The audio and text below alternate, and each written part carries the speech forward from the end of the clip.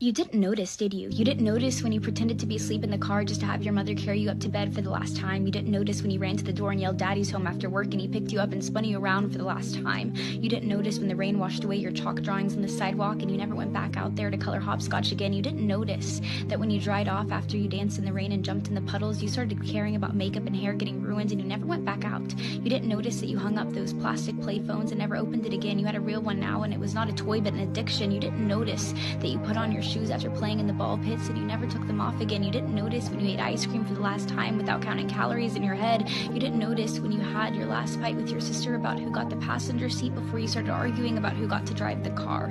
You didn't notice when you stopped believing in Santa Claus as the magic of Christmas was replaced with material wish lists. You didn't notice when you stopped believing in a monster that lived under your bed as it started to come out in the reflection of your mirror. You didn't notice when you went to field day for the last time, when you got your last participation trophy, when you kicked your brother's seat during a road trip for the last time, when you had your last play date with your Barbies, when you had your last Disney movie night with your family. You didn't notice that grandparents don't last forever. You didn't notice that your childhood cat wasn't eternal.